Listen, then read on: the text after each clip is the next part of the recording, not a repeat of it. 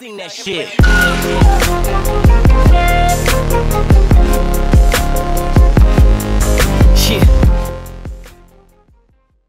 But before I hop right into it, I'd like to give a shout out to the sponsor of this video, SeatGeek. Now, I know you guys have already heard of this app, but if you haven't, I would highly recommend that you go check it out. SeatGeek is an app that takes all the confusion out of buying a ticket. Be it a game, concert, Broadway show, whatever the occasion may be, they got you. And they even give you a out of 10 score on each ticket to know if you're getting a good or a bad deal. Green good, red bad. And if you're still kind of iffy on it, if you use my promo code ModernHoops, you'll get $20 off your first purchase. And there will be a link to it in the description box below. And remember, if you use my promo code ModernHoops, you will get $20 off your first purchase. So go check them out.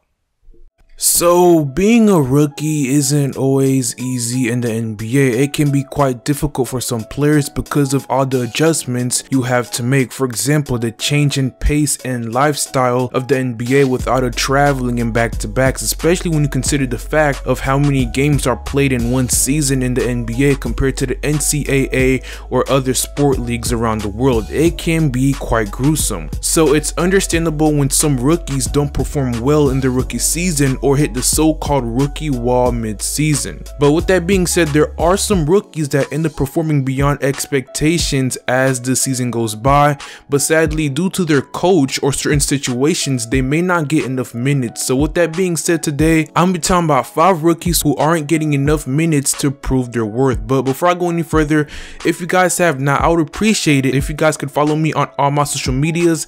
Links to my Twitter and Instagram will be in the description box below and in the comment section below. But with all that out of the way, let's hop right into it. So coming in at number 1 is Robert Williams. Now Robert Williams was drafted by the Boston Celtics as the 27th pick in the first round of the 2018 NBA draft. He was a big sleeper in the draft and was known for his abilities on the defensive end of the floor. He was forced to miss the beginning of the season with injuries, but now that he's fully back to health, he's been performing much better than the stats might suggest. At 6'10", he is a bit undersized for a center, but he does have the physicality and wingspan to play that position. But so far this season, he's only averaging 3 points and 3 rebounds, but once again, his presence is mostly felt on the defensive end of the floor. The dude's averaging 1.5 blocks per game. But with that being said, he is only averaging 9 minutes per game, and the reason behind that is because the Celtics already have a lot of talented young players and veterans, and one of the problems for Brad Stevens and the Celtics this season is trying to find minutes for all of them to keep all of them happy. But Brad Stevens has been on the record praising him on his energy on the defensive end of the floor, and per 36 minutes he's averaging 12 points, an insane 6 blocks and 11 rebounds per game. So hopefully Brad Stevens can find more minutes for him. But coming in at number 2 is Harry Giles. Now Harry Giles has been having a tough season thus far, and the reason behind that is because he's been struggling to find minutes on a crowded Sacramento Kings front court with Marvin Bagley and Willie Cauley-Stein. The dude's only averaging 11 minutes per game, but with that being said, Giles has been quite productive with the minutes he's been given so far this season. His handles are great for a big man, and even though he lacks the ability to shoot or space the floor, he still has a lot of other tools to be a solid power forward in the league. He has great hands around the basket, which makes him a great scorer from down low. He's also a great rebounder, an aggressive defender, and a gifted passer who finds his teammates open with remarkable vision and precision. He's shown signs of being that player we all thought that he'd be coming into the league, and per 36 minutes he's averaging 17 points, 4 assists, and 10 rebounds a game. But the man simply needs more minutes than the 11 he's getting to really flourish. But coming in at number 3 is Aaron Holiday. Now Aaron Holiday is one of the rookies from this past NBA draft that doesn't really get talked about much, and it kind of makes sense. You know, he plays on the Pacers, and although they've been having a great season so far, no one really seems to be talking about them. Also, if you play in the fact that he's only getting 11 minutes per game, it makes sense why he isn't really getting talked about much. But with the minutes he's been given, he's been able to have a positive impact when he's on the court. Although he's only averaging 6 points, 2 assists and 2 rebounds, all the advanced metrics points to him having a great season.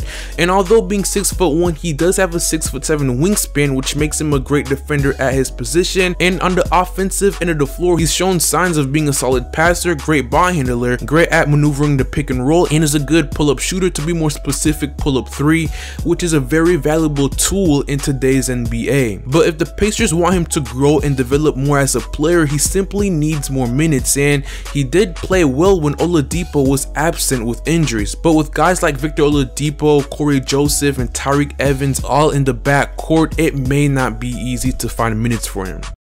But coming in at number 4, last but not least, is Mo Bamba. So Mo Bamba has had a pretty disappointing season so far. After being drafted with the 6th overall pick, it kinda sucks that he's only getting 15 to 17 minutes a game. He has shown the potential to be one of the best rim protectors in the league. He's averaging almost 1.5 blocks per game. He's also proven to be a great rebounder, and he's also shown some upside on the offensive end of the floor. The dude's shooting 47% from the field, but with that being said, he does need to improve on his 3-point shooting, but has shown potential in that area also. But one of the reasons why he hasn't been given a lot of minutes is because of the amazing season Nikola Vucevic been having. But developing Mo Bamba should be their main priority and should try to find more minutes for their future big man. But with that being said, that is all I got for you guys today. And if you guys enjoyed this video, please leave a like, share, and subscribe for more NBA content.